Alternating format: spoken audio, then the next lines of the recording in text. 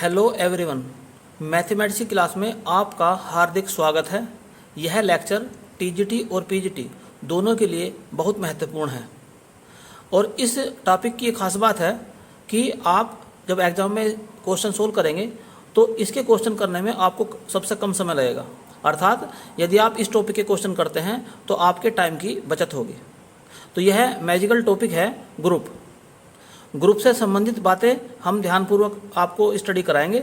आप एक एक पॉइंट, एक एक बात ध्यानपूर्वक सुनते भी चले जाएं और देखते भी चले जाएं। कोई पॉइंट इसमें छूटना नहीं चाहिए। तो शुरू से अंत तक वीडियो को ध्यानपूर्वक देखें, आपका ये टॉपिक बिल्कुल क्लियर हो जाएगा। केवल समझने की ज़रूरत है, इसमें ज़्यादा कैलकुलेशन इसमें बिल्कुल भी नहीं होती है। तो जैसे हम बात करते हैं कि सबसे पहले हम बात करते हैं एल्जेब्रिक स्ट्रक्चर क्या होती है। तो एल्जेब्रिक स्ट्रक्चर जो है इस प्रकार से लिखी, जैसे मान लो कोई सेट है और सेट को हम किसी भी ऑपरेशन के लिए परिभाषित कर रहे हैं, जैसे मान लो एडिशन के लिए, सब्ट्रैक्शन के लिए, मल्टीप्लिकेशन के लिए कर रहे हैं, तो उस सेट का नाम यहाँ लिखेंगे और उसका वो जो भी हम उसके अंदर ऑपरेशन लगा रहे हैं उसका यहाँ लिख देंगे। तो अगर इन्हें सेट को और उसके ऑपरेशन को कोमा लगा कर इस प्रकार से ऑर्डर पेयर के रूप में रिप्रेजेंट करें तो इसे बोलते हैं एल्जेब्रिक स्ट्रक्चर। अब एल्जेब्रिक स्ट्रक्चर के अंदर जो हमने ऑर्डर लिया है, जो ऑपरेशन लिया है, वो स्टार भी ले सकते हैं या इसे ओ से भी रिप्रेजेंट कर सकते हैं। अब स्टार या ओ के स्थान पर प्लस भी हो सकता है और जो है मल्टीप्लिकेशन भी हो सकता है या कोई और भी ऑपरेशन हो सकता है। और सेट जो है आई भी हो सकता है, इंटीजर का सेट भी हो सकता है, रियल नंबर का सेट भी हो सकता है, कोई भी सेट हो सकता है। अब यदि यहाँ पर ऑपरेशन एक लिया जाता है तो ग्रुप की डेफिनेशन बन जाएगी, और अगर ऑपरेशन दो लिए जाएंगे तो रिंग की परिभाषा बनेगी। तो रिंग की जो डेफिनेशन में है दो ऑपरेशन का इस्तेमाल होता है, जबकि ग्रुप की डेफिनेशन के अंदर केवल एक ही ऑपरेशन का इस्तेमाल होता है। अब सवाल ये बनता है कि ग्रुप किसे कहते हैं।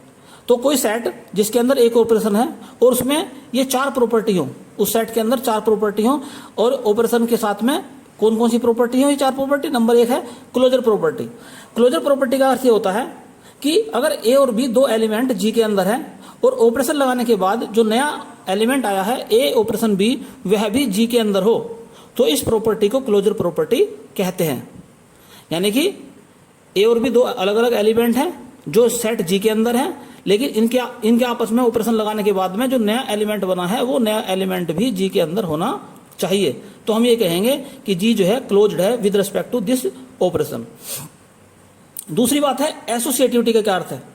एसोसिएटिविटी के लिए तीन एलिमेंट लेने हैं। पहले दो एलिमेंट के बीच ऑपरेशन लगाया, उसके बाद तीसरे के बीच ऑपरेशन लगा दिया, या बाद के दो के बीच ऑपरेशन लगा के और पहले के बीच ऑपरेशन लगा दिया, यानी कि ब्रैकेट चेंज करे केवल। तो इस प्रॉपर्टी को कहते हैं एसोसिएटिव प्रॉपर्टी या एसोसिएटिविटी। फिर बात करते हैं एग्जिस्टेंस ऑफ आइडेंटिटी। आइडेंटिटी क्या मतलब होता है। यदि सेट जी के अंदर कोई एलिमेंट ई इस प्रकार से हो कि उस एलिमेंट के लिए ऑपरेशन लगाने के बाद में किसी दूसरे एलिमेंट पर कोई इफेक्ट ना पड़ता हो, जिस एलिमेंट के साथ में ई का ऑपरेशन लगाया गया है उस एलिमेंट पर ई का कोई इफेक्ट ना पड़ता हो, तो ऐसे एलिमेंट ई को आइडेंटिटी एलिमेंट कहते हैं। कैसे रिप्रेजेंट करा इसको, ए स्टार ई, अर्थात ए और ई के बीच में जो ऑपरेशन लगाया गया है, ऑपरेशन लगाने के बाद में जो नया एलिमेंट मिला है वो भी ए ही मिला है, अर्थात ई के लगाने से कोई इफेक्ट नहीं पड़ा। या इसका उल्टा भी लिख सकते हैं ई स्टार ए, अर्थात ई और ए के बीच ऑपरेशन लगाने के बाद जो नया एलिमेंट मिला है वह ए ही है, अर्थात ई के राइट हैंड में या ई के लेफ्ट हैंड में लगाने से ए की वैल्यू पर कोई फर्क नहीं पड़ा है, इसलिए ई जो है आइडेंटिटी एलिमेंट है। फिर बात करते हैं एग्जिस्टेंस ऑफ इनवर्स। अगर दो एलिमेंट के बीच ऑपरेशन लगाने के बाद में जो रिजल्ट आता है वह आइडेंटिटी प्राप्त होता है, चाहे पहले एलिमेंट का और दूसरे की बात कर लो या दूसरे एलिमेंट की और पहले की बात कर लो, यानी कि इनका ऑर्डर चाहे चेंज कर लो। तो अगर दो एलिमेंट के बीच ऑपरेशन लगाने के बाद में एक आइडेंटिटी एलिमेंट प्राप्त होता है तो ये दोनों एलिमेंट एक दूसरे के इनवर्स कहलाते हैं। कहने का अर्थ ये हो गया कि ए का इनवर्स तो बी है और बी का इनवर्स ए है। फिर दोबारा सुन लीजिए, अगर दो एलिमेंट के बीच में ऑपरेशन लगाने के बाद में जो एलिमेंट प्राप्त हो रहा है वह हमें ई प्राप्त होता है, अर्थात आइडेंटिटी प्राप्त होता है, तो ये दोनों एलिमेंट एक दूसरे के इनवर्स कहलाते हैं। और शर्त क्या है कि ए और बी दोनों ही जी के अंदर होने चाहिए और ई तो पहले से ही जी के अंदर है। तो अगर किसी सेट के अंदर ये चारों प्रॉपर्टी लागू होती हैं, दिए हुए ऑपरेशन के लिए, तो वह दिए हुए ऑपरेशन के लिए उस सेट को हम ग्रुप कहते हैं। तो यह सेट ऑपरेशन स्टार के लिए ग्रुप कहलाएगा अगर इसके अंदर ये 4 प्रॉपर्टी होंगी तो। नेक्स्ट बात चलती है एबेलियन या कॉम्यूटेटिव ग्रुप किसे कहते हैं। अगर किसी ग्रुप के अंदर ये 4 प्रॉपर्टी हो और साथ में एक 5वीं प्रॉपर्टी भी हो, वो प्रॉपर्टी क्या है कि a star b is equal to b star a, अर्थात एलिमेंट के बीच ऑपरेशन जो लगाया गया है उसका ऑर्डर चेंज करने पर कोई फर्क ना पड़ता हो, तो ऐसी प्रॉपर्टी को हम कॉम्यूटेटिव प्रॉपर्टी कहते हैं। और यदि किसी ग्रुप के अंदर ये 5वीं प्रॉपर्टी भी है तो ऐसे ग्रुप को एबेलियन ग्रुप या कॉम्यूटेटिव ग्रुप कहते हैं। तो आइए अब देखते हैं एग्जाम में इससे संबंधित किस प्रकार से क्वेश्चन आते हैं या किस प्रकार के क्वेश्चन आने की संभावना है। तो पहला इंपॉर्टेंट क्वेश्चन आपके सामने है। एक ग्रुप दिया है Z जिसके अंदर ऑपरेशन है स्टार, और ये जो Z है ये सेट ऑफ इंटीजर्स है, और इसका फॉर्मूला दिया है कि A स्टार B का अर्थ है A plus B plus 1। A और B ये इंटीजर है, तो इसमें कहा है -2 का इनवर्स फाइंड कीजिए। तो कैसे करते हैं इस क्वेश्चन को। सबसे पहले जो है हम इसकी आइडेंटिटी फाइंड करते हैं कि इसकी आइडेंटिटी यानी कि E क्या है। मान लिया जाए कि Z की जो आइडेंटिटी है वो E है, और A कोई अन्य एलिमेंट मान लो या B मान लो, कुछ भी मान सकते हैं। तो A star E is equal to A। Identity की खास बात है ऑपरेशन लगाने के बाद में उस एलिमेंट के मान पर कोई इफेक्ट नहीं पड़ता है, अर्थात अगर A यहाँ पर है तो A यहाँ पर लिखा रहेगा E के स्टार यानी कि ऑपरेशन लगाने का इस पर कोई फर्क नहीं पड़ता है। अब A स्टार B का फॉर्मूला ऊपर दिया है, यहाँ B के स्थान पर रखा है E, तो क्या लिखेंगे यहाँ पर A plus E plus 1 is equal to A। अब यहाँ A से A कैंसिल हो जाएगा, तो आपको मिला E प्लस 1 बराबर 0, या यूँ कहें E का मान -1। तो कहने का अर्थ ये हो गया कि इस जो ये ग्रुप दे रखा है इस ग्रुप की आइडेंटिटी -1 है। अब हमें निकालना है इनवर्स, निकालना है -2 का। तो मान लिया जावे suppose the inverse of -2 is x, या कुछ भी मान लो x z x y z कुछ भी मान लो। अब इनवर्स कैसे निकाला जाता है। इनवर्स निकालने की ट्रिक ये होती है कि जिसका इनवर्स निकाल रहे हैं उसे लिखेंगे स्टार, जो हमने मान लिया है उसे लिखेंगे और बराबर रख देंगे E के बराबर। जैसे कि आपको डेफिनेशन में बताया गया था कि अगर 2 एलिमेंट के बीच ऑपरेशन लगा दिया जाए और एक आइडेंटिटी एलिमेंट प्राप्त हो जाए तो ये दोनों एलिमेंट एक दूसरे के इनवर्स कहलाते हैं। अब A स्टार B का फॉर्मूला लगाते हैं, तो -2 plus x plus 1 is equal to E की वैल्यू कितनी -1 है, तो x इज इक्वल टू -1, ये -1 और ये प्लस हो जाएगा इधर जाके। तो इस प्रकार क्या प्राप्त हो गया 0। तो x बराबर 0 कहने का अर्थ ये हो गया कि -2 का इनवर्स 0 है, अर्थात इसका ऑप्शन जो है बी सही हो गया। नेक्स्ट इंपॉर्टेंट क्वेश्चन आपके सामने है जो कि पीजीटी 2013 में आया था। If Q0 is the set of all non zero rational numbers, और स्टार की डेफिनेशन इस प्रकार से दी है कि A स्टार B का अर्थ है AB/3, और A और AB का मतलब है सिंपल मल्टीप्लिकेशन। तो यहाँ पर कहा है कि 5/7 का इनवर्स फाइंड कीजिए। तो सबसे पहले क्या निकालेंगे, इसकी आइडेंटिटी निकालेंगे। मान लिया जाए कि इसकी आइडेंटिटी जो है वो E है। तो अब E की क्या डेफिनेशन होती है कि E का किसी के साथ में, जैसे A है, A के साथ में अगर E की स्टार करते हैं तो आता है सिंपल A, जैसे कि मैंने अभी आपको बताया था। अब A स्टार B का फॉर्मूला लगा दो, तो A स्टार B का फॉर्मूला है AE/3 is equal to A। तो इस प्रकार हम देखते हैं E आ गया आपका A इंटू 3/A, तो A से A कैंसिल हो गया, तो E का जो मान आ गया वो 3 आ गया। अब निकालना क्या हमें, हमें निकालना है, इसका इन्वर्स निकालना है। तो क्या मान लें इसका inverse? Let x be the inverse of 5/7। इसका इन्वर्स जो हमने x मान लिया है। तो अगर इसका इन्वर्स ये है तो आप ट्रिक जानते हैं, x स्टार 5/7 बराबर होना चाहिए e के बराबर। अगर a और b का स्टार बनाने के बाद में e प्राप्त होता है तो a और b एक दूसरे के इन्वर्स कहलाते हैं। अब a स्टार b का फॉर्मूला क्या दे रखा ऊपर? ab/3, a यानी कि x, b यानी कि 5/7/3 इज इक्वल टू e का अर्थ है 3। तो यहाँ से x निकाल सकते हैं हम। तो x इज इक्वल टू 3 × 3 × 7/5। तो कितना आ जाएगा ये? 63/5। तो इस प्रकार से हम देखते हैं कि जो एलिमेंट था 5/7, इसका जो इन्वर्स आ गया 63/5 आ गया, अर्थात इसका ऑप्शन सी सही है। तो नेक्स्ट आप क्वेश्चन आपके सामने है, a star b is equal to ab/2, और a और b क्या है? ये सेट ऑफ जो पॉजिटिव रेशनल नंबर है उसके एलिमेंट हैं। तो यहाँ पर हमें इसकी आइडेंटिटी निकालनी है और इन्वर्स निकालना है किसी भी एलिमेंट का। तो पहले ही क्वेश्चन थे उसकी प्रैक्टिस कर रहे हैं यहाँ पर भी। मान लीजिएगा इसका जो आइडेंटिटी है ये है, तो क्या काम करेंगे? a star e is equal to a star e is equal to a, अर्थात e के लगाने के बाद a पर कोई इफेक्ट नहीं पड़ा। अब a स्टार b का फॉर्मूला बना दो। तो क्या फार्मूला है? a × e/2 is equal to a।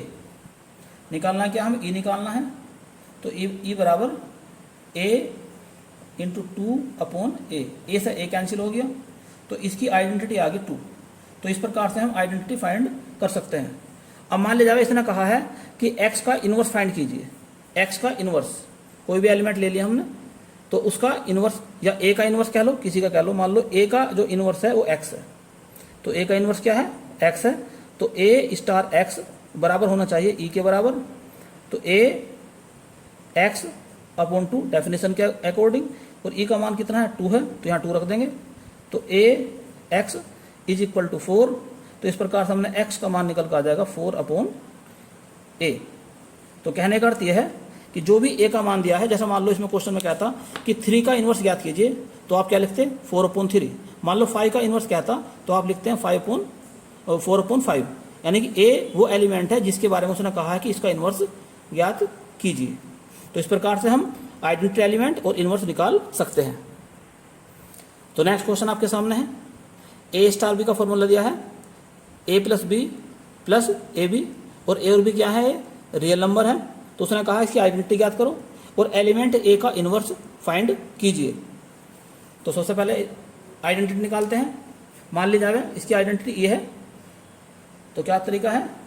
a star e is equal to a। अब a स्टार e का फॉर्मूला क्या दिया है? a + b + ab, अर्थात यहाँ पर b के स्थान पर e रखा है। तो क्या लिखेंगे यहाँ? a + e + ae is equal to a। निकालना क्या है हमें? हमें निकालना है e का मान। तो a कैंसिल हो गया, तो e 1 + a is equal to 0। तो इस प्रकार हम देखते हैं e बराबर 0/1 + a, या e का मान आ गया यहाँ पर 0। तो इस सेट की जो आइडेंटिटी है वो 0 आ गई है। अब निकालना है इसका इन्वर्स। तो क्या मान लेंगे? Let x be the inverse of a। मान लिया जाए a का इन्वर्स जो है x है, तो डेफिनेशन के अनुसार x स्टार a बराबर e। x पहले लिख लो या e पहले लिख लो, a पहले लिख लो, कोई फर्क नहीं पड़ता। यहाँ पर भी आप a पहले लिख सकते हैं या e पहले लिख सकते हैं। जो ग्रुप की डेफिनेशन है उसके अकॉर्डिंग कोई इफेक्ट नहीं पड़ेगा। तो फॉर्मूला लगाते हैं। तो x + a + xa is equal to e, e का मान कितना 0 है, तो यहाँ पर रख देंगे 0। निकालना हमें x का मान है, तो x plus x a is equal to minus a, यहाँ से x कॉमन निकाल सकते हैं, तो 1 plus a is equal to minus a. तो इस प्रकार हम देखते हैं कि x का मान निकल कर आ गया है a अपॉन 1 प्लस ए। तो कहने का अर्थ ये हो गया कि a का जो इन्वर्स है वो है माइनस ए अपॉन 1 प्लस ए। तो a का मान जो भी दिया रहेगा इस फॉर्मूले में रख के उस a का हम इन्वर्स निकाल सकते हैं। तो नेक्स्ट क्वेश्चन आपके सामने है, सेट ऑफ इंटीजर के लिए एक ऑपरेशन दिया है जिसकी डेफिनेशन इस प्रकार से है कि a star b is equal to a plus b plus 2। तो यहाँ पर हमें इसकी आइडेंटिटी यानी e ज्ञात करना है और किसी एलिमेंट a का इन्वर्स हमें फाइंड करना है। तो सबसे पहले निकालते हैं आइडेंटिटी। तो क्या तरीका बताया आपको, a star e is equal to a, यानी कि किसी एलिमेंट के साथ ऑपरेशन लगाने के बाद e का कोई फर्क नहीं पड़ता है। अब फॉर्मूला क्या है, a स्टार b, तो b के स्थान पे क्या है, यहाँ e है, तो यहाँ पर रखेंगे a plus e plus 2 is equal to a। तो यहाँ a से a कैंसिल हो जाएगा, तो आप ये देखते हैं e plus 2 is equal to 0, या यूँ कहें e का मान -2 के बराबर आ गया। अब निकालते हैं इनवर्स। मान लिया जाए let x be the inverse of a।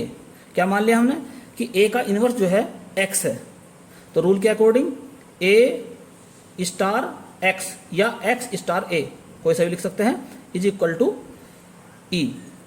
अब a स्टार b का फॉर्मूला लगाते हैं, तो a plus x plus 2 is equal to e का मान है -2, या यूँ कहें कि a plus x is equal to -4। निकालना हमें x का मान है, तो x is equal to 4 minus a. इस प्रकार से हम देखते हैं कि a का इन्वर्स जो है -4 माइनस ए आ गया। तो a का जो भी मान होगा उसे यहाँ पर रख देंगे, तो a का इन्वर्स निकल के आ जाएगा। जैसे मान लो मैं कहूँ 2 का इन्वर्स ज्ञात करो, तो यहाँ पर 2 रख देंगे, तो -6 हो जाएगा। तो 2 का इन्वर्स जो है -6 है। तो इसी प्रकार से किसी भी एलिमेंट का इन्वर्स हम निकाल सकते हैं। तो नेक्स्ट इंपॉर्टेंट क्वेश्चन आपके सामने है, जो कि पीजीटी 2004 और 2010 में आया था।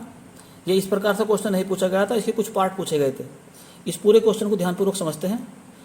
सो that the set of fourth root of unity, यानी कि फोर्थ रूट ऑफ यूनिटी दे रखे हैं यहाँ पर इसमें।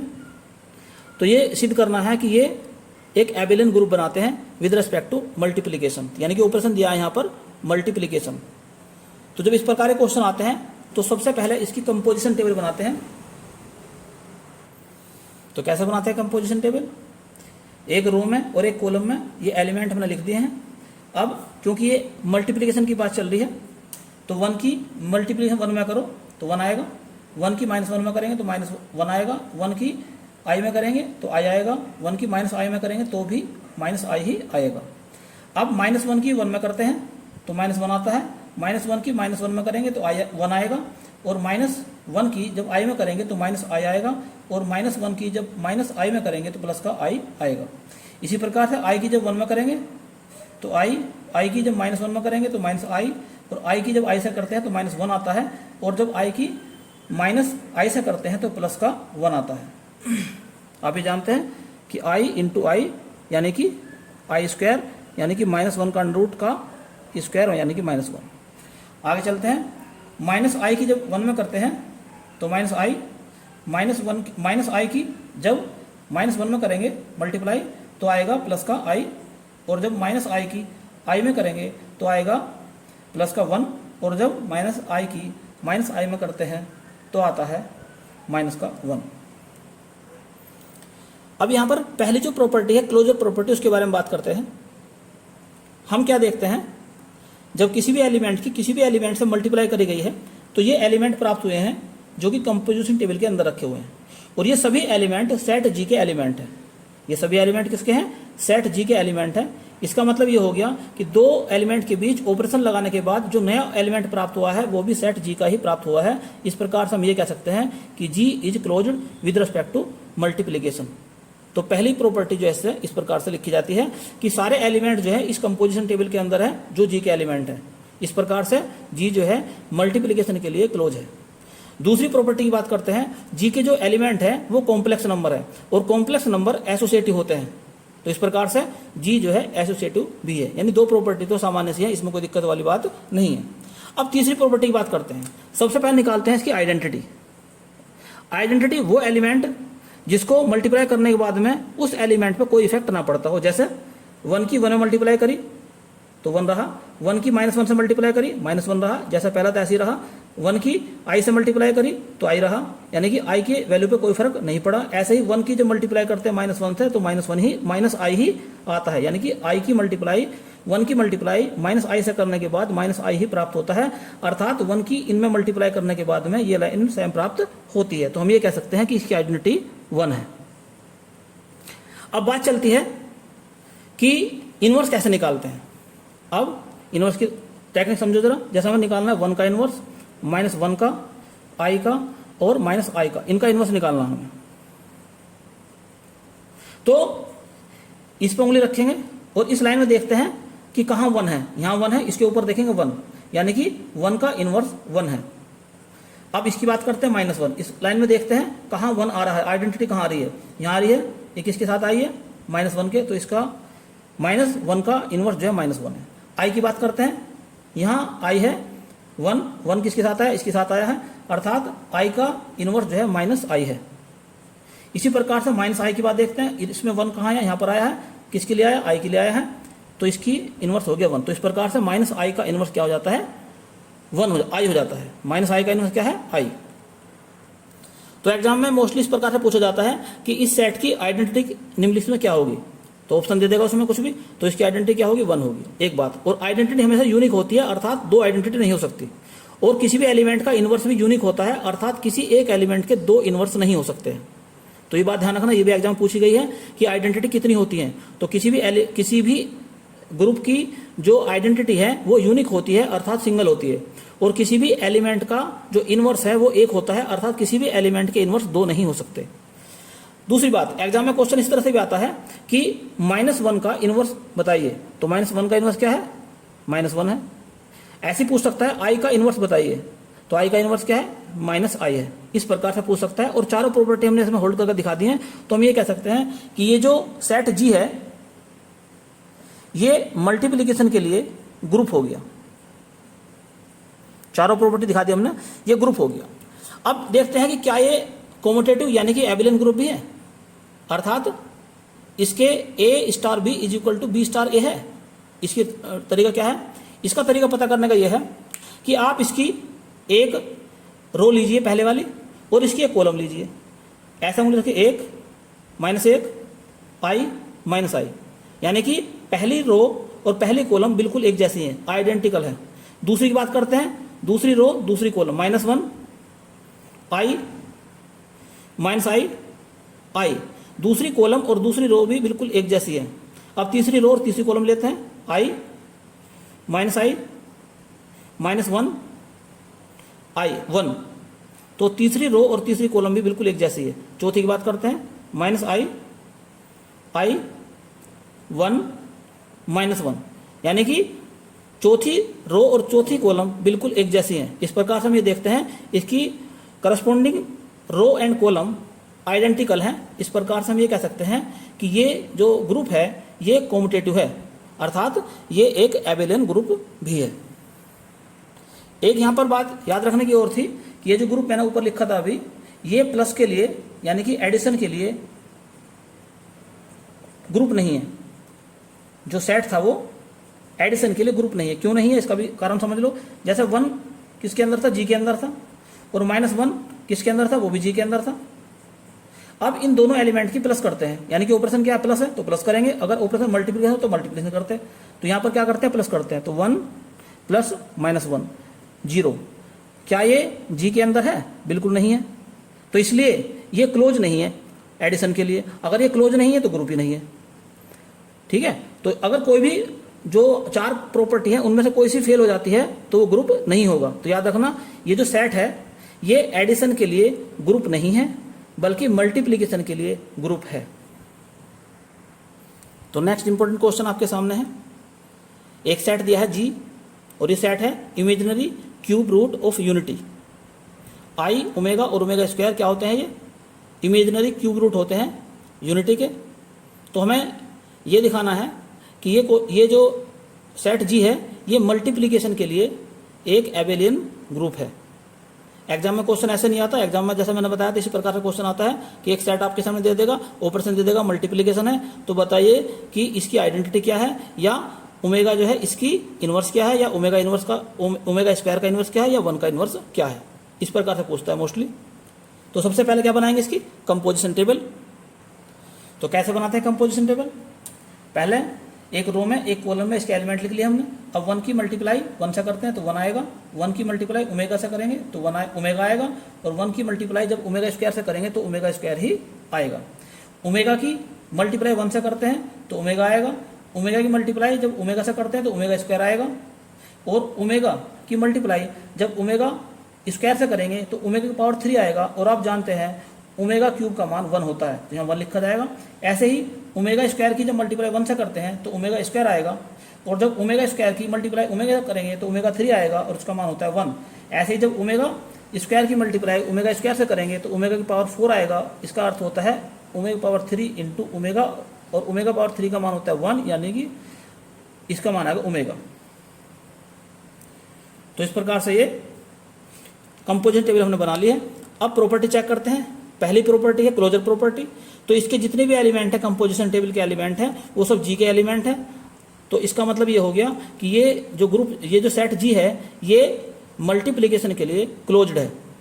अब दूसरी बात करते हैं एसोसिएटिविटी। इसके जो एलिमेंट है जी के ये सारे कॉम्प्लेक्स नंबर हैं, और कॉम्प्लेक्स नंबर एसोसिएटिव होते हैं, इसलिए जी एसोसिएटिव भी है। अब मेन बात जो है वो आइडेंटिटी की बात चलती है कि इसकी आइडेंटिटी क्या है। तो जैसा पहला निकाला था हमने, इसकी भी आइडेंटिटी 1 ही है, क्योंकि 1 की मल्टीप्लाई किसी से करते हैं तो उस नए एलिमेंट के वैल्यू पर कोई फर्क नहीं पड़ता है। अब निकालते हैं इनवर्स। 1 का इनवर्स निकालेंगे, ओमेगा का निकालेंगे, और ओमेगा स्क्वायर का इनवर्स निकालेंगे। इन तीनों एलिमेंट का इनवर्स निकालते हैं। चलिए 1 का इनवर्स निकालते हैं। 1 यहाँ और 1 यहाँ पढ़ते हैं, 1 आ गया तो इसका इनवर्स आ गया 1। ओमेगा यहाँ पर है, इस लाइन में पढ़ते हैं, 1 कहाँ रहा है, यहाँ आ रहा है, तो इसे ऊपर पढ़ते हैं तो ओमेगा स्क्वायर आ गया। ओमेगा स्क्वायर में देखते हैं यहाँ 1 आ रहा है, इसके सामने यह पढ़ते हैं ओमेगा को, तो इसका आ गया ओमेगा। तो इस प्रकार हम ये कह सकते हैं कि 1 का जो इनवर्स है 1 है, ओमेगा का इनवर्स ओमेगा स्क्वायर है, और ओमेगा स्क्वायर का इनवर्स जो है वो ओमेगा है। चाहे आप जो प्रॉपर्टी मैंने बताई तो उसके हिसाब से देख लो कि अगर इन दोनों की मल्टीप्लाई कर दें आपस में, हम 1 की मल्टीप्लाई 1 से करते हैं तो 1 आएगा, अर्थात ये आ गया। ऐसे ओमेगा की मल्टीप्लाई ओमेगा स्क्वायर से कर दो तो क्या आएगा, ओमेगा की पावर 3, इसका मान होता है 1, यानी कि ये आ गया। ऐसे ही यहाँ पर भी चेक कर सकते हैं आप, ओमेगा स्क्वायर इंटू ओमेगा, यानी ओमेगा की पावर 3 यानी कि 1, और ये आ गया। यानी कि दो एलिमेंट एक दूसरे के इनवर्स कहलाते हैं यदि उनकी मल्टीप्लाई यानी कि ऑपरेशन लगाने के बाद में ई प्राप्त हो जाए। तो इससे पहले जो क्वेश्चन था उसमें भी आप इस प्रकार से चेक कर सकते हैं। तो चारों प्रॉपर्टी यहाँ पर होल्ड हो जाती हैं। तो हम ये कह सकते हैं कि ये जो सेट जी था ये मल्टीप्लिकेशन के लिए ग्रुप है। अब चेक करते हैं क्या ये कॉम्यूटेटिव यानी कि एबिलियन ग्रुप है। जैसा भी बताया था उसी प्रकार चेक करेंगे। पहला, इसका पहला एलिमेंट, ये पहली रो, इसकी पहली रो 1 ओमेगा ओमेगा स्क्वायर। अब दूसरी रो, दूसरी कॉलम लेंगे, दूसरी रो दूसरी कॉलम ओमेगा ओमेगा स्क्वायर 1। फिर तीसरी रो तीसरी कॉलम लेंगे, तीसरी रो है ये, तीसरी कॉलम है ओमेगा स्क्वायर 1 ओमेगा। तो इस प्रकार हम देखते हैं इसकी रो और कॉलम एक दूसरे के आइडेंटिकल हैं, अर्थात सर्व समान है। तो इस प्रकार से ये सेट जी जो है ये मल्टीप्लिकेशन के लिए कॉम्यूटेटिव भी है, अर्थात जी एक मल्टीप्लिकेशन के लिए एबेलियन ग्रुप है। अब मोस्ट इंपोर्टेंट बात ये देखते हैं क्या ये एडिशन के लिए भी ग्रुप है। तो आइए चेक करते हैं, नोट में ये बात चेक कर लेते हैं कि ये जो सेट जी है ये एडिशन के लिए ग्रुप नहीं है। क्यों नहीं है इसकी भी बात समझ लीजिए। जैसे पहले बताया था उसी प्रकार समझो। 1 किसके अंदर है, जी के अंदर है। ओमेगा किसके अंदर है, जी के अंदर है। इन दोनों का एडिशन करो 1 प्लस ओमेगा, क्या ये जी के अंदर है, बिल्कुल नहीं है। तो ऑपरेशन लगाने के बाद जो नया एलिमेंट प्राप्त हुआ है जिसका नाम 1 प्लस ओमेगा है वो सेट जी के अंदर नहीं है। इसलिए ये सेट जो है ये एडिशन के लिए ग्रुप नहीं है, बल्कि मल्टीप्लिकेशन के लिए तो ग्रुप है लेकिन एडिशन के लिए ग्रुप नहीं है। तो नेक्स्ट क्वेश्चन आपके सामने है, एक सेट दिया है जी जिसके अंदर दो एलिमेंट है 1 और -1। अब ये चेक करना है क्या ये ग्रुप है या एबिलियन ग्रुप है, और फिर ये देखेंगे क्या ये एडिशन के लिए ग्रुप है या नहीं है। तो सबसे पहले बनाते हैं इसकी कंपोजिशन टेबल। तो कंपोजिशन टेबल इस प्रकार से बनेगी इसकी, 1 की मल्टीप्लाई 1 में करते हैं 1 आएगा, 1 की मल्टीप्लाई -1 में करेंगे तो -1 आएगा, -1 की मल्टीप्लाई 1 में करेंगे तो -1 आएगा, और -1 की मल्टीप्लाई जब -1 में करते हैं तो 1 आता है। तो इस प्रकार से हमने बना दी इसकी कंपोजिशन टेबल। कंपोजिशन टेबल के अंदर जो एलिमेंट है वो सारे एलिमेंट जी के अंदर है। तो हम ये कह सकते हैं कि ये जो सेट है ये क्लोज्ड है विद रिस्पेक्ट टू मल्टीप्लिकेशन, और ये एलिमेंट जो है कॉम्प्लेक्स नंबर भी हैं। तो इस प्रकार से हम ये भी कह सकते हैं कि भाई ये एसोसिएटिव भी है मल्टीप्लिकेशन के लिए। अब मेन बात क्या आती है कि इसकी हम निकालते हैं आइडेंटिटी। तो आइडेंटिटी क्या है इसकी 1 है, क्योंकि 1 में अगर 1 से मल्टीप्लाई करेंगे तो 1 आएगा, और -1 से मल्टीप्लाई करेंगे तो -1 आएगा, अर्थात 1 के मल्टीप्लाई करने पर कोई इफेक्ट नहीं पड़ता है, इसलिए इसकी आइडेंटिटी 1 है। अब निकालते हैं इसके इनवर्स, जैसे 1 है -1 है। अब 1 का इनवर्स देखते हैं, 1 का इनवर्स देखते हैं इस कॉलम में कहाँ पर 1 आ रहा है, 1 यहाँ पर आ रहा है, तो ये 1 के लिए है, तो इसका इनवर्स हो गया 1। -1 की कॉलम में 1 देखते हैं यहाँ पर आया है, ये किसके लिए आया है, इसके लिए आया है, तो इसका इनवर्स हो गया -1। तो इस प्रकार से हम देखते हैं कि 1 का इनवर्स 1 है और -1 का इनवर्स -1 है। तो इस प्रकार से जी एक ग्रुप है, जी किसके लिए, मल्टीप्लिकेशन के लिए एक ग्रुप है। अब चेक करते हैं क्या ये एबिलियन ग्रुप है। उसी प्रकार चेक करते हैं, पहली रो पहली कॉलम लेते हैं 1 -1। अब दूसरी रो दूसरी कॉलम लेते हैं, ये दूसरी रो है, ये दूसरी कॉलम में -1 1। तो इस प्रकार से हम ये देखते हैं कि ये मल्टीप्लिकेशन के लिए एक एबिलियन ग्रुप भी है, क्योंकि इसके रो और कॉलम जो है एक दूसरे के आइडेंटिकल है। अब नेक्स्ट जो नोट पॉइंट है वो चेक करते हैं कि जो ये ग्रुप सेट दिया है ये एडिशन के लिए ग्रुप नहीं है।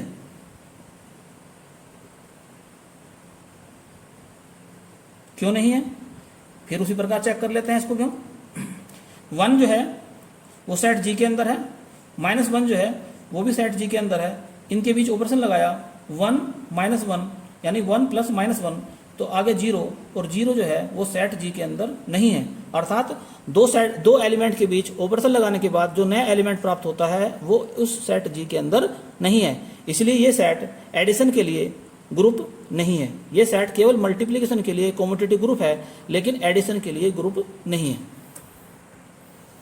नेक्स्ट इंपॉर्टेंट क्वेश्चन आपके सामने है, एक सेट दिया है जिसके अंदर 0 से लेकर 5 तक के एलिमेंट है, और ऑपरेशन दिया है एडिशन मॉडुला 6। ये एडिशन मॉडुला 6 क्या होता है, इसके बारे में अभी जानकारी आपको मिल जाएगी। तो एग्जाम में क्वेश्चन कैसा आता है, एग्जाम में इसी प्रकार से सेट लिखा रहेगा, और आपसे कहा जाएगा कि इसकी आइडेंटिटी ज्ञात कीजिए, या 3 का इनवर्स ज्ञात कीजिए, या 5 का इनवर्स ज्ञात कीजिए, किसी भी एलिमेंट का इनवर्स पूछ सकते हैं। मोस्टली इसी प्रकार के क्वेश्चन एग्जाम में आते हैं। चलिए हम बात करते हैं, सबसे पहले बनाते हैं इसकी कंपोजिशन टेबल। चलिए कंपोजिशन टेबल बनाते हैं इसकी। 0 + 0 0, 0 + 1 1, 0 + 2 2, 0 + 3 3, 0 + 4 4, 0 + 5 5। सबको ऐसे जोड़ दिया इनको।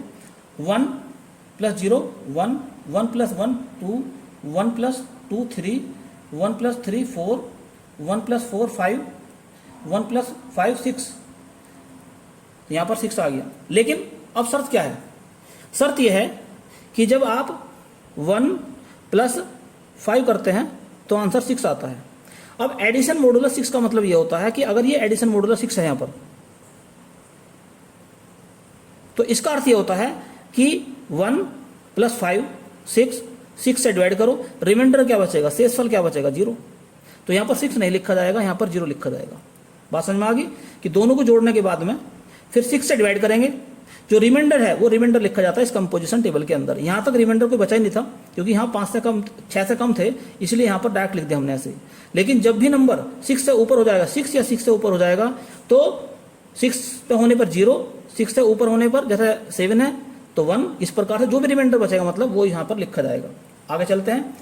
2 + 0 2, 2 + 1 3, 2 + 2 4, 2 + 3 5 5, 2 + 4 6, 6 का मतलब 0, और 2 + 5 क्या करेंगे 2 + 5 कितना आता है 7 आता है। अब 7 को जब 6 से डिवाइड करेंगे तो रिमाइंडर क्या बचेगा, यहाँ पर रिमाइंडर बचेगा 1, तो यहाँ क्या लिखा जाएगा 1 लिखा जाएगा यहाँ पर। आगे चलते हैं इसी प्रकार से 3 + 0 3 3 + 1 4 3 + 2 5 3 + 3 6 6 आते तुरंत 0 क्योंकि रिमाइंडर 0 बचेगा।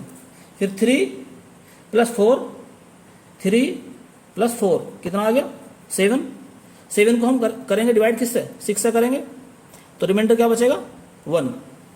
ऐसे ही 3 + 5 3 + 5 कितना हो जाता है 8 8 को 2 से डिवाइड करेंगे तो रिमाइंडर क्या बचेगा 2 बचेगा यहाँ पर।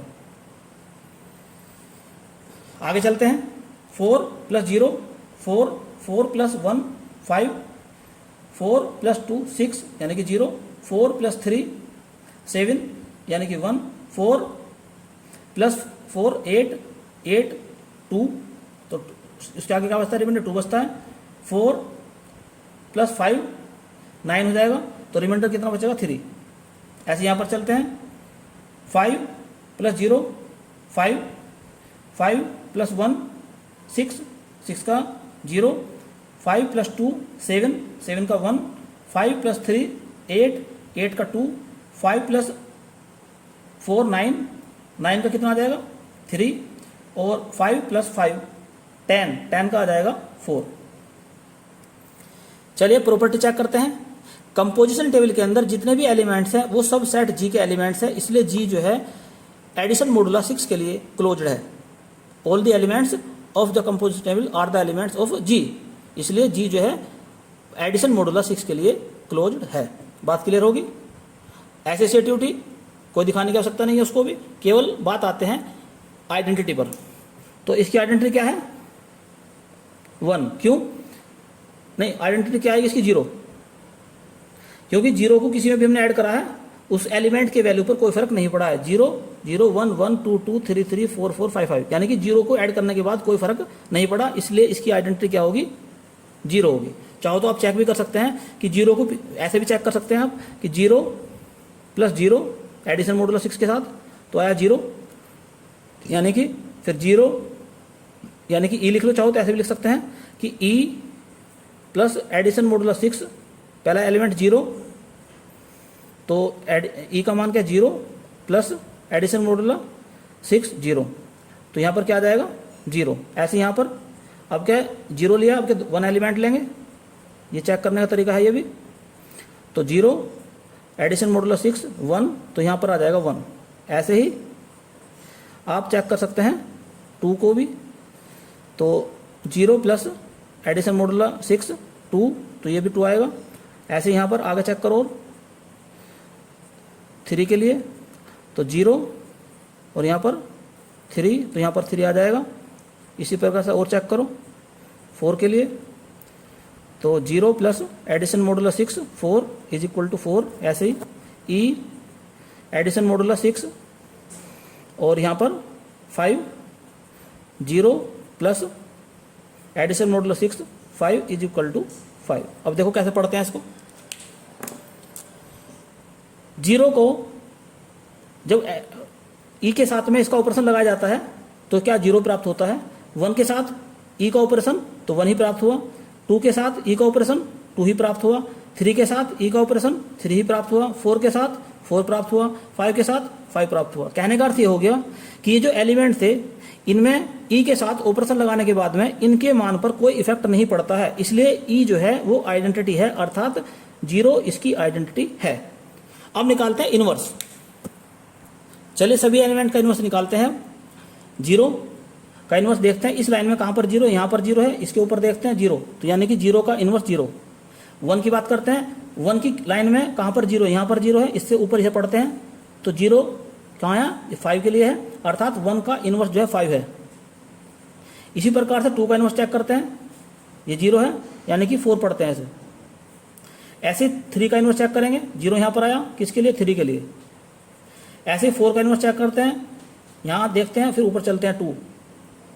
5 का इनवर्स किस पर चेक करेंगे, यहाँ पर ऊपर जाएंगे 1। तो इस प्रकार हम ये देखते हैं कि 0 का इनवर्स 0, 1 का इनवर्स 5, 2 का इनवर्स 4 और 3 का इन्वर्स 3 और 4 का इन्वर्स 2 और 5 का इन्वर्स 1 प्राप्त होता है। इस प्रकार से हमने देखा कि सभी एलिमेंट्स के इन्वर्स मौजूद हैं। और एक बात और भी नोट कर रहे होंगे आप कि किसी भी एलिमेंट के 2 इन्वर्स प्राप्त नहीं हुए हैं। तो जैसा कि मैं आपको बार बार बता रहा हूं कि जो ग्रुप के अंदर जो आइडेंटिटी होती है, किसी भी ग्रुप की आइडेंटिटी यूनिक यानी कि एक होती है, 2 नहीं हो सकती। एक बात। दूसरी बात क्या है, ग्रुप के अंदर जितने भी एलिमेंट हैं, प्रत्येक एलिमेंट का केवल और केवल एक ही इन्वर्स होता है, 2 इन्वर्स नहीं हो सकते हैं। ये दोनों बात याद रखना कि इन्वर्स भी यूनिक होता है और आइडेंटिटी भी यूनिक होती है। अब चेक करते हैं कि क्या ये ग्रुप तो हो गया, चारों प्रॉपर्टीज के अंदर लागू होगी तो ग्रुप तो है ये। अब देखते हैं क्या ये एबिलियन ग्रुप है। चेक करते हैं उसी प्रकार से। ये पहली रो पकड़ेंगे, पहली कॉलम पकड़ेंगे, बिल्कुल एक जैसी है। दूसरी रो और दूसरी कॉलम पकड़ेंगे, बिल्कुल एक जैसी है। तीसरी रो और तीसरी कॉलम ध्यान देते हैं, चलते हैं इस प्रकार से, ऐसे बिल्कुल एक जैसी है। फिर इसी प्रकार से सारी कॉलम चेक कर लेंगे। आप ये देखेंगे कि प्रत्येक रो जो है प्रत्येक कॉलम के करस्पॉन्डिंग कॉलम के बराबर है। तो इस प्रकार से हम ये कह सकते हैं कि ये सेट जी जो है एडिशन मॉडुला 6 के लिए एक कम्यूटेटिव ग्रुप है। नेक्स्ट इंपोर्टेंट क्वेश्चन आपके सामने है। एक सेट दिया है और मल्टीप्लीकेशन मॉडुला 7 लिखा आपकी बार, तो इसको भी इसी प्रकार से करना है। तो क्वेश्चन यहाँ पर इसी प्रकार से पूछा जाता है कि इसकी आइडेंटिटी ज्ञात कीजिए। किसी भी एलिमेंट का इन्वर्स पूछ सकता है वो, या ये पूछ सकता है कि क्या ये इसके लिए ग्रुप है या नहीं है। तो ये सब चीज़ें आपको पहले से अच्छी तरह प्रैक्टिस की होनी चाहिए। तो सबसे पहले बनाते हैं इसकी कंपोजिशन टेबल। चलिए बनाते हैं। 1 की 1 में मल्टीप्लाई करते हैं तो 1 आएगा। 1 की 2 में मल्टीप्लाई 2, 3 में 3, 4 में 4, 5 में 5, 6 में 6 आ जाएगा। ऐसे ही 2 की मल्टीप्लाई 1 में करेंगे तो 2 आएगा, फिर यहाँ 4 आएगा, यहाँ पर 6 आएगा और यहाँ पर देखते हैं 8 आएगा। जैसे 8 की हम बात करेंगे तो क्या हो जाएगा कि 2 इंटू 4 एडिशन मॉडुला क्या है, मल्टीप्लीकेशन मॉडुला है 7। तो इसका अर्थ यह है 8 और 7 से डिवाइड करेंगे तो रिमाइंडर बचेगा 1।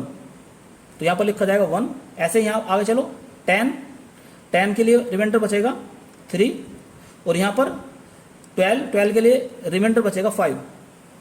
इसी प्रकार से इस पूरी कंपोजिशन टेबल को भर लेंगे। आगे चलते हैं। 3 1 3, 3 2 6, 9 का 2, यहाँ 3 चौक 12, 12 का 5, 3 5 15, 15 का आ जाएगा आपका 7 दूनी 14, 1 बचेगा आगे। फिर 3 6 18, 18 को 7 से डिवाइड करेंगे हम, 7 दूनी 14, तो रिमाइंडर बच जाएगा 4। आगे चलते हैं। 4 को 1 में मल्टीप्लाई करेंगे 4 आ जाएगा। फिर यहाँ 8 का जब करेंगे तो 1 आएगा। यहाँ पर करेंगे 12 को फिर 7 से डिवाइड करेंगे हम, 7 1 7, तो बच जाएगा 5 आपका। आगे चलते हैं। फिर 4 पर 16, 7 से डिवाइड करो, 7 दूनी 14, 2 बच गए। 4 5 20, 7 दूनी 14, तो कितने बचेंगे 6। आगे चलते हैं। 4 6 24 और 7 से करते हैं 7 21, तो बचेंगे 3। यहाँ पर चलते हैं। 5 1 5 हो गया, यहाँ पर 5 दूनी 10, तो बच गए 3 7 में से। 5 3 15 और 7 दूनी 14, 1 बचा। 5 चौक 20 और 7 दूनी 14, तो कितना बच गया 6। ऐसे यहाँ पर 5 5 25 और 7 21, तो 4 बच गए। 5 अंक 30 और 7 चौक 28, 2 बच गए। 6 1 6, 6 दूनी 12 और 7 5 12, तो 5 बच गए। और 6 3 18, 7 दूनी 14, 4 बच गए। 6 चौक 24 और 7 21, तो कितने बचेंगे 3। और यहाँ पर 6 5 30 और 7 चौक 28, तो 2 बचेंगे। 6 चंग 36 और 7 5 35, तो 1 बचेगा।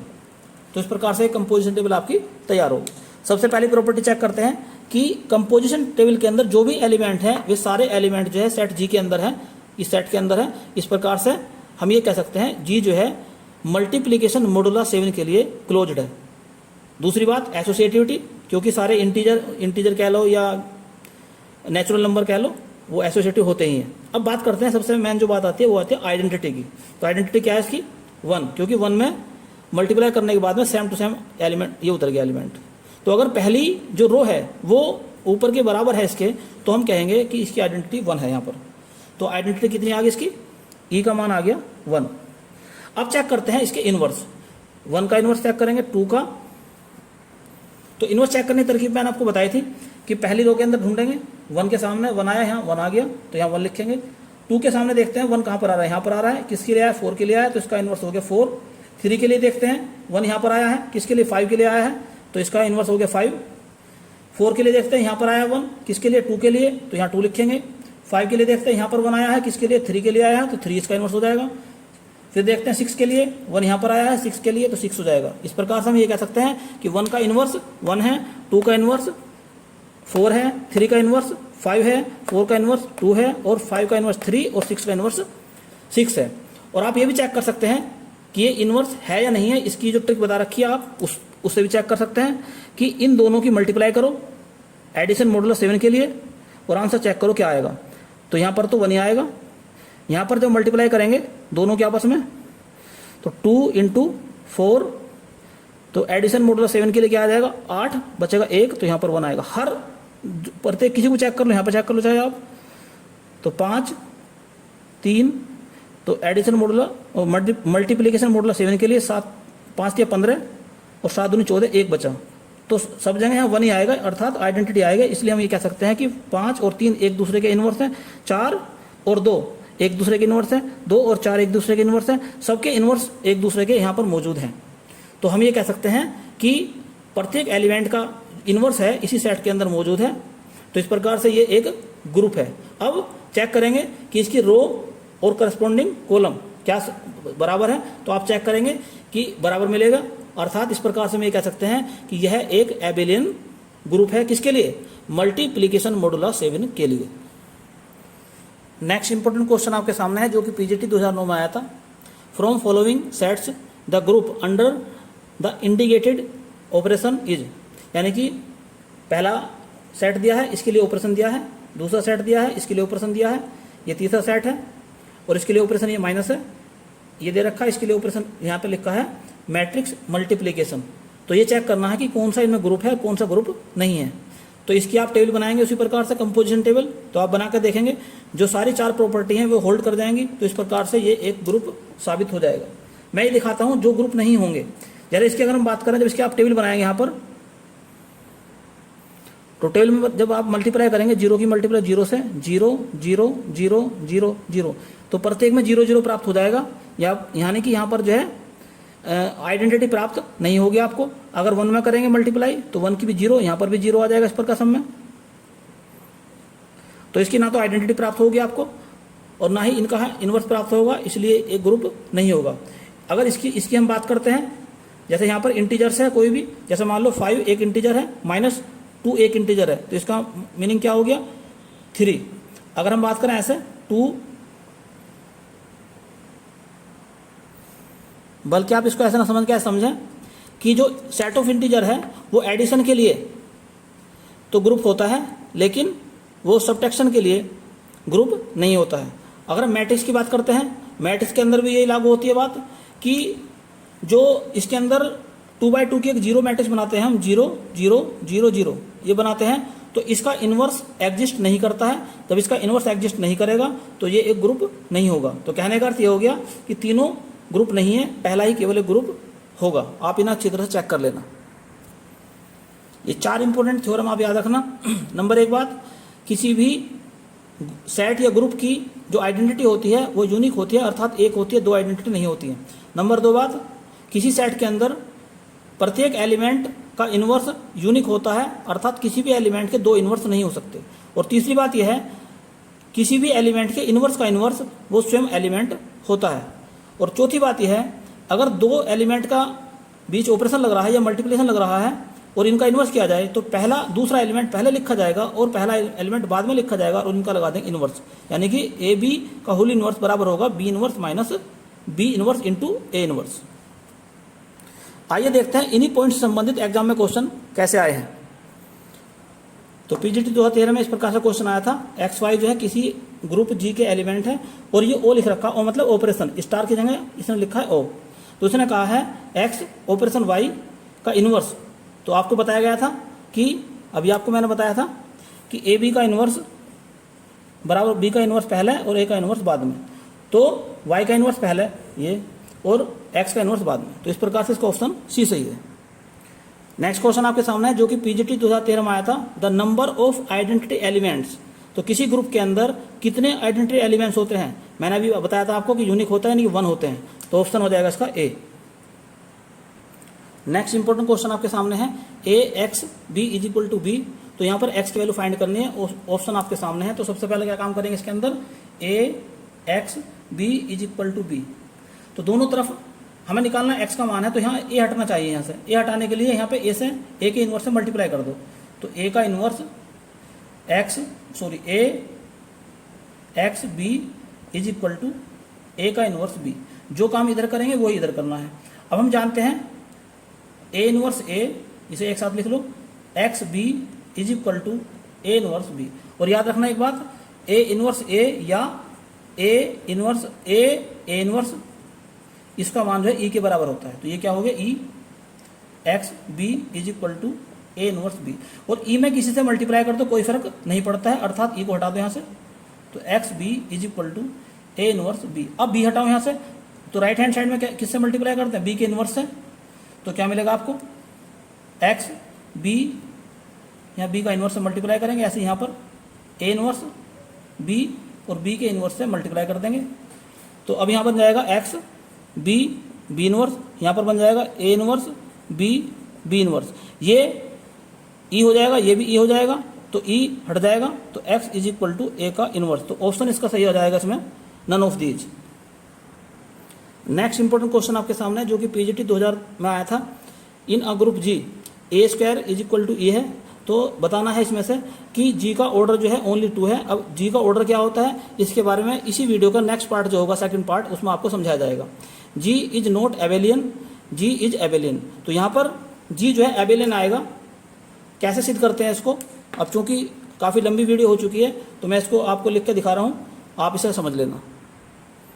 यहाँ पर देखिए ए और भी 2 एलिमेंट जी के अंदर हैं, तो इनकी मल्टीप्लिकेशन भी जी के अंदर होगी। और यहाँ पर क्या लिखा है ऊपर कि जी के अंदर अगर कोई एलिमेंट है तो उसका स्क्वायर जो है ई के बराबर होता है, तो ए बी का स्क्वायर ई के बराबर होगा, A B into A B लिख सकते हैं ऐसे, ई के बराबर। अगर 2 एलिमेंट की मल्टीप्लिकेशन करने के बाद में ई आता है तो वे दोनों एलिमेंट एक दूसरे के इन्वर्स कहलाते हैं, यानी कि पहला एलिमेंट का इन्वर्स बराबर हो गया ए बी। और दूसरा रूल बताया था आपका कि ए बी के इन्वर्स का मतलब होता है बी का इन्वर्स इंटू ए का इन्वर्स। तो इस प्रकार से हमने देखा कि बी का इन्वर्स इंटू ए का inverse is equal to A B. Equation number 1 आ गई। जैसा कि आप जानते हैं ए जो है जी के अंदर है, तो ए का स्क्वायर भी जी के अंदर होगा, यहाँ पर लिखा है ऊपर। और ए स्क्वायर को मैं लिख सकता हूँ ए इंटू ए, अर्थात अगर 2 एलिमेंट की मल्टीप्लिकेशन ई के बराबर है तो एक एलिमेंट दूसरे एलिमेंट का इन्वर्स कहलाता है, अर्थात ए इन्वर्स जो है ए के बराबर होगा। Equation number 2। इसी प्रकार से आगे देखते हैं, बी एलिमेंट जो है वो जी के अंदर है, तो बी का इन्वर्स भी ई के बराबर होगा, क्योंकि ऊपर लिखा है ई ए इनवर्स बराबर ई, इस रूल के अकॉर्डिंग। तो यहाँ लिख सकते हैं b into b is equal to a. और अगर 2 एलिमेंट की मल्टीप्लिकेशन ई के बराबर है तो वे दोनों एलिमेंट एक दूसरे के इन्वर्स कहलाते हैं, इसलिए बी का इन्वर्स जो है बी के बराबर होगा। अब इक्वेशन नंबर 1 में इक्वेशन नंबर 2 और 3 के मान रख देते हैं, तो बी इन्वर्स के स्थान पर रख देंगे बी और ए इन्वर्स के स्थान पर रख देंगे ए, तो हमें मिलेगा B A is equal to A B, अर्थात ये एक एबिलियन ग्रुप है, क्योंकि इसके ऑर्डर आपस में चेंज हो गए हैं। पहले को बाद में लिख दिया, बाद वाले को पहले लिख दिया। तो यहाँ पर अगर a b is equal to b a है तो ऐसे ग्रुप को हम एबिलियन ग्रुप कहते हैं, तो इसलिए ये एक एबिलियन ग्रुप है, अर्थात इसका ऑप्शन सी सही है। तो इस वीडियो में केवल इतना ही। इस वीडियो का सेकंड पार्ट जरूर देखें, जिसमें हम आपको बताएंगे order of element, order of group और जनरेटर तथा साइक्लिक ग्रुप ये क्या होते हैं। इन पर आधारित एग्जाम में क्वेश्चन जरूर आते हैं। ये भी पूछा जाता है कि इसके जनरेटर कितने होंगे या जनरेटर किस प्रकार से ज्ञात किए जाएंगे। तो ये सब चीज़ें इस वीडियो का जो सेकंड पार्ट है उसमें बताई जाएंगी, वो पार्ट आप जरूर देखें। तो इस वीडियो में केवल इतना ही। इस वीडियो को अधिक से अधिक लाइक और शेयर करें, और यदि चैनल आपने सब्सक्राइब नहीं किया है तो चैनल को सब्सक्राइब कर लें, साथ ही साथ बेल आइकन का बटन भी दबा दें, ताकि समय समय पर आपको महत्वपूर्ण और नई नई जानकारियाँ प्राप्त होती रहें। धन्यवाद।